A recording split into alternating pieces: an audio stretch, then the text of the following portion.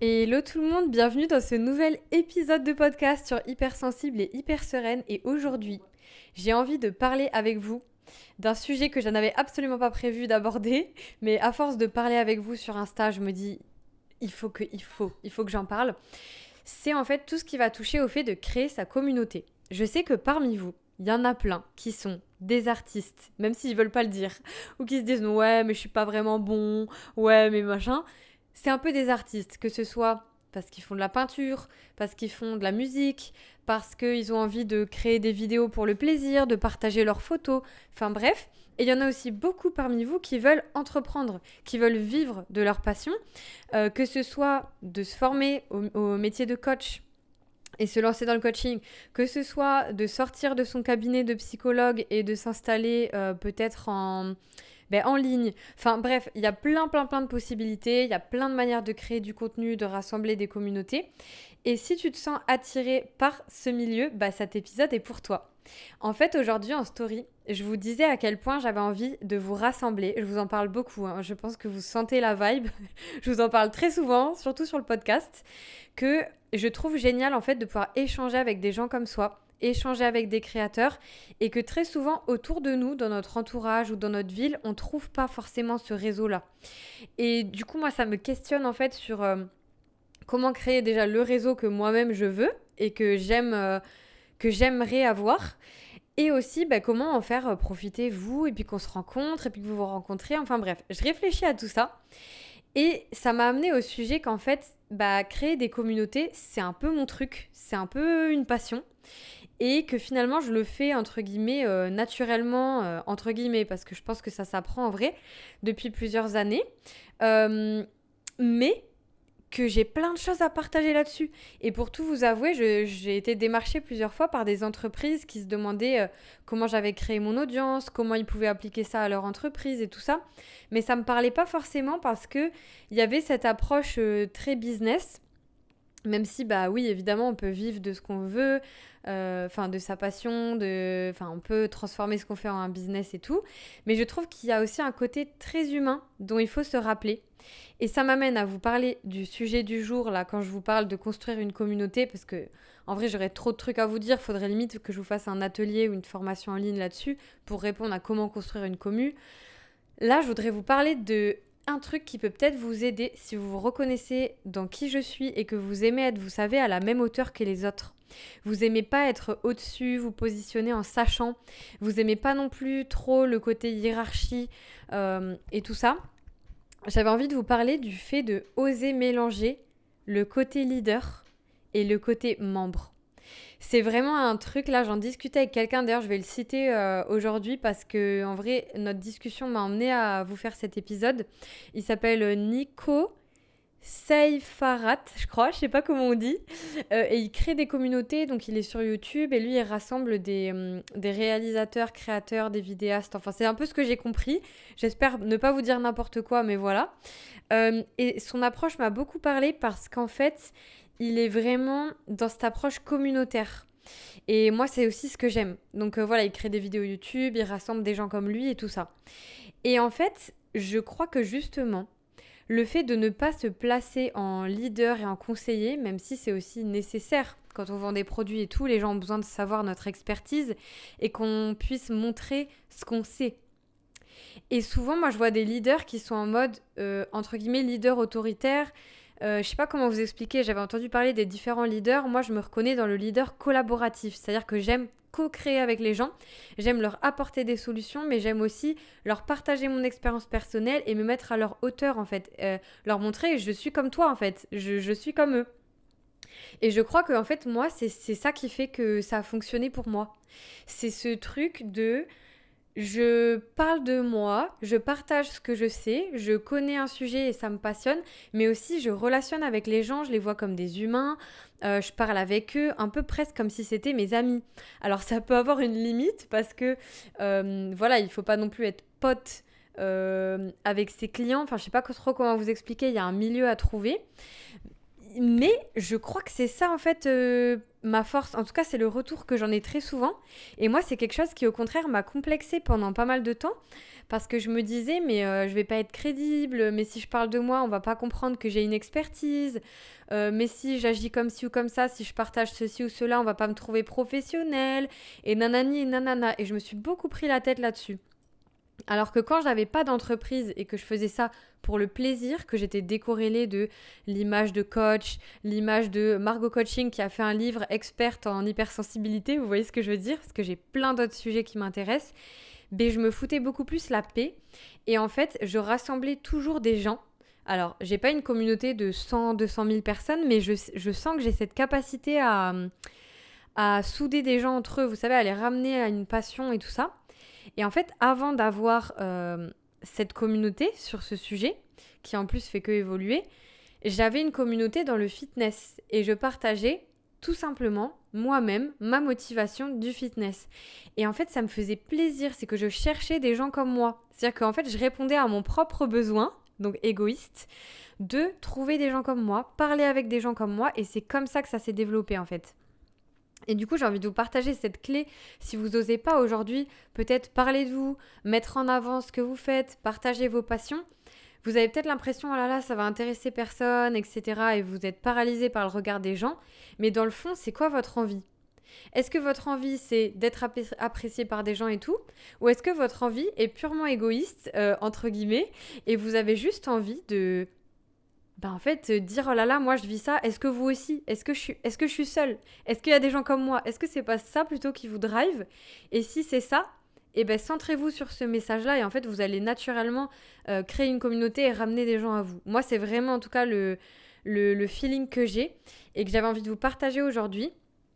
Et là, je suis vraiment en train de réfléchir à créer justement des espèces de mini-communautés, vous savez, où par exemple, vous seriez plusieurs multipotentiels, etc., dans un groupe, soit que j'anime, soit que quelqu'un anime, et vous pouvez parler entre vous, mais je suis aussi à votre niveau. Enfin, je suis vraiment en train de me poser des taquets de questions là-dessus sur ce que je veux créer, et je sais qu'il y a beaucoup de gens qui attendent le retour de l'école des hypersensibles, et j'ai envie de le faire différemment. Pour les gens qui savent pas ce que c'est, l'école des hypersensibles, en fait, c'est un truc que j'ai créé il y a maintenant, franchement, les gens, ça doit faire 3 ans, je pense, maintenant. Et c'était un truc que vous adoriez, sauf que je faisais trop de choses à la fois, j'arrivais pas à gérer, en fait. J'arrivais pas à gérer, il aurait fallu que je délègue, enfin... Bref, c'était une charge mentale trop élevée pour moi. Mais j'avais créé des groupes, en fait, de personnes hypersensibles, zèbres, tout ça, qui échangeaient entre elles. Et du coup, moi, je me sentais moins seule, mais ça, j'avais un peu oublié que je l'avais fait aussi pour moi. J'étais trop dans le mood leader. Euh, j'avais du mal à faire la part entre le rôle être à la fois leader et à la fois membre. C'est ce que je voulais vous dire, qu'en fait, je pense qu'on peut vraiment être les deux, mais que ça demande de faire peut-être différemment de ce qu'on voit sur le marché. En tout cas, moi, je le ressens comme ça, parce que souvent, les gens se positionnent soit en experts, soit c'est des créateurs et ils vendent rien. Vous voyez ce que je veux dire ou pas? Mais le mélange des deux, je le vois pas souvent en fait. Et donc bref, cette école-là, donc j'avais appelé ça l'école des hypersensibles, il y avait des ressources dedans où je transmettais. Et en plus, il y avait des groupes. Et il y a des gens qui vraiment sont restés en contact, qui se parlent encore.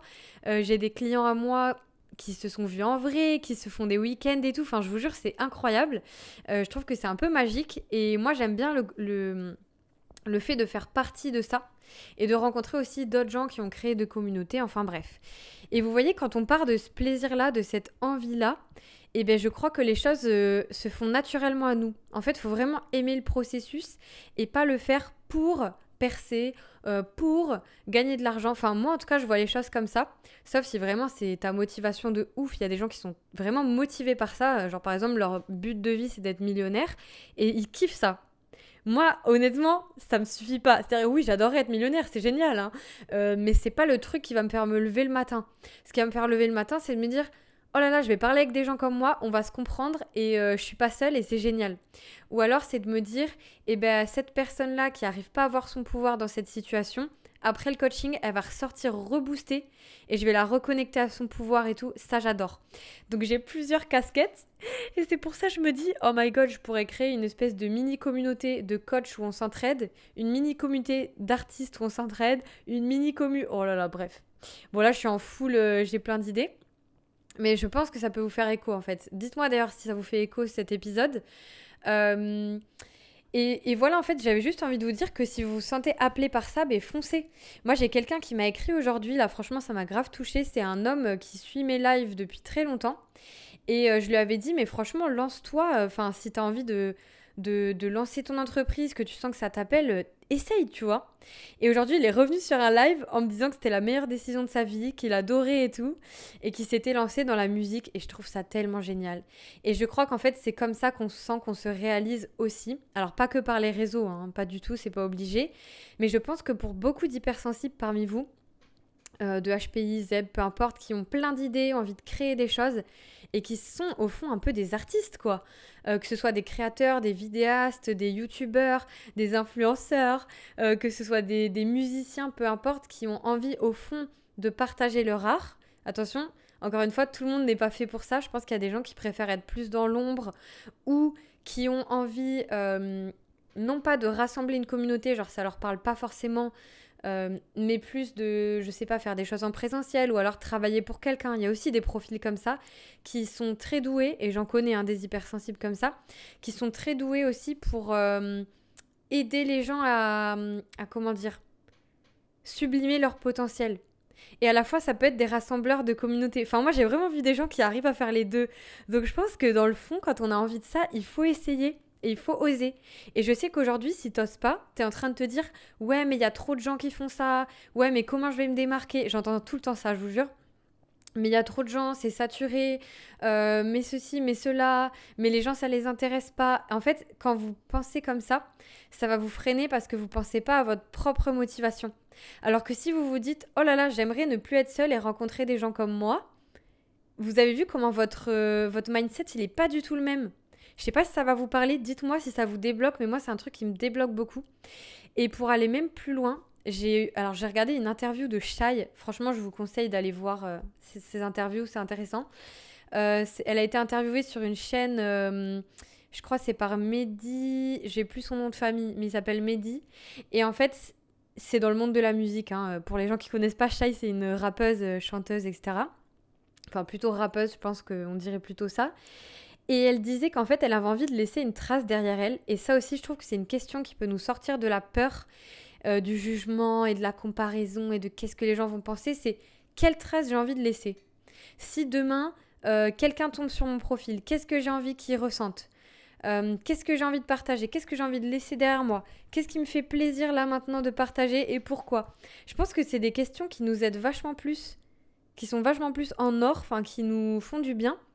Plus que quand on se dit alors comment percer, comment être visible, comment vendre mon produit, pourquoi les gens achètent pas mon produit. Enfin, vous voyez ce genre de truc. Mais vraiment se centrer sur le chemin, moi je trouve que c'est hyper important. Et se dire, est-ce que si je gagne pas d'argent avec ça, j'ai toujours envie de le faire? Est-ce que... c'est pour ça que d'ailleurs je conseille à beaucoup de gens de garder un temps partiel ou des choses comme ça quand ils se lancent, parce que en fait ça peut vraiment prendre... J'ai entendu cette phrase, en plus il y a pas longtemps, je la trouve hyper vraie. Ça peut prendre 10 ans de réussir du jour au lendemain. Je trouve ça super vrai. Il y a tellement de choses, il y a tellement de circonstances, il y a votre passion, il y a le fait que si vous êtes persévérant, que vous postez sur plein de trucs, ben forcément ça va prendre un moment.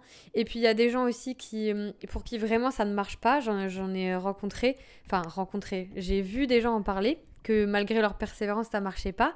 Et parfois c'est parce que vraiment ils sont faits pour autre chose, ou ils n'ont pas encore trouvé vraiment ce qu'ils veulent faire, ou ils aiment travailler pour les gens, enfin bref, peu importe. Mais je pense qu'il faut essayer. Quand vous sentez que vous avez cette étincelle-là, que vous avez l'envie de vous lancer, je pense qu'il faut essayer, vraiment. Et vous gérerez après, vous verrez après pour la critique, etc. Par contre, le meilleur conseil que je pourrais vous donner, c'est d'être suivi par rapport à l'anxiété. Parce que franchement, moi, ça a augmenté mes troubles anxieux, d'être entrepreneur.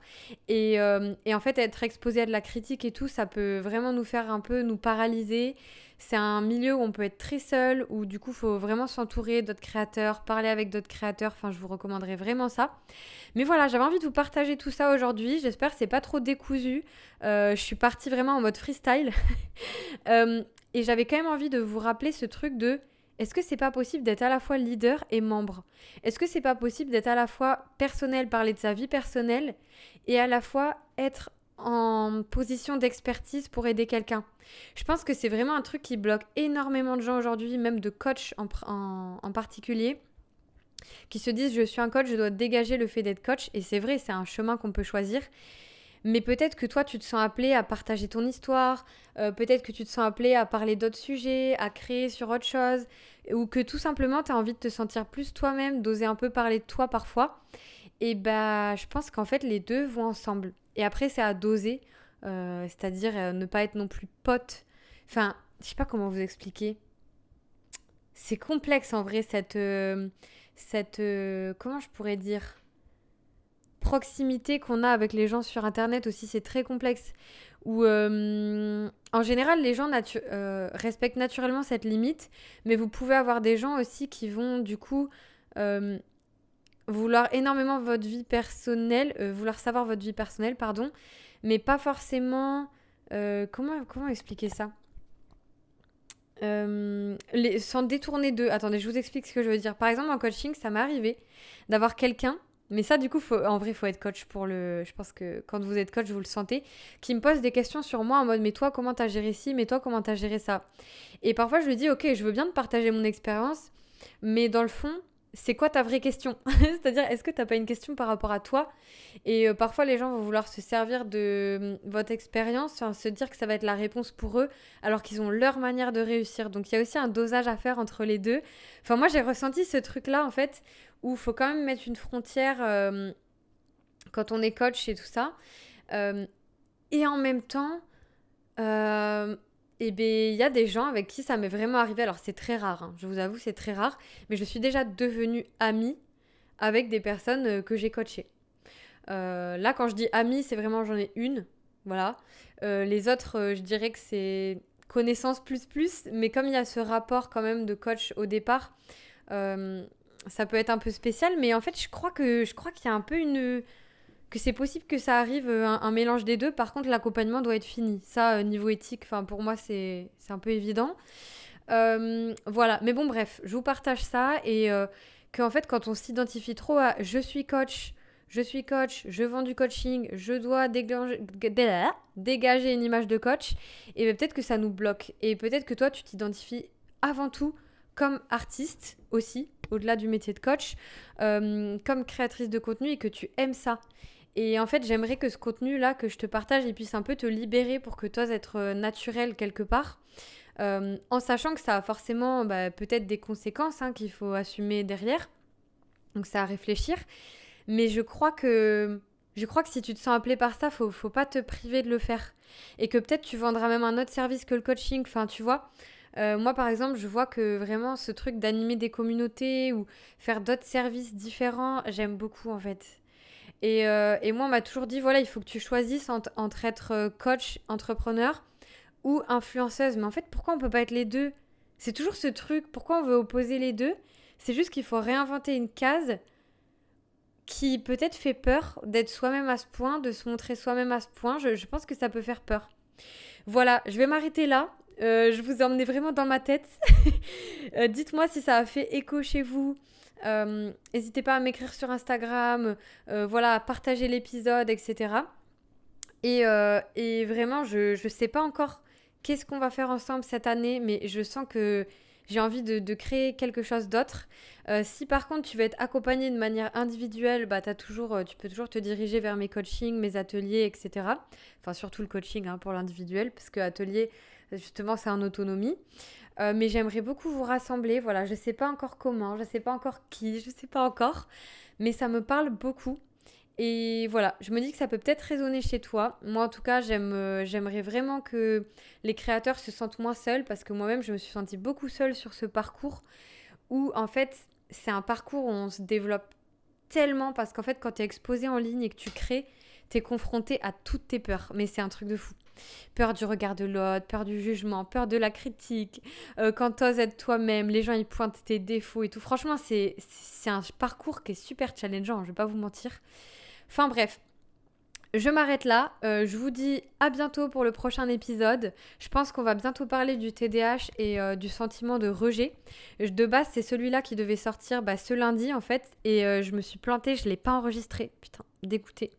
Genre ça a bugué mon enregistrement, donc je vais devoir le refaire. Donc je pense qu'on va se retrouver sur ça. Et je vous dis à très vite sur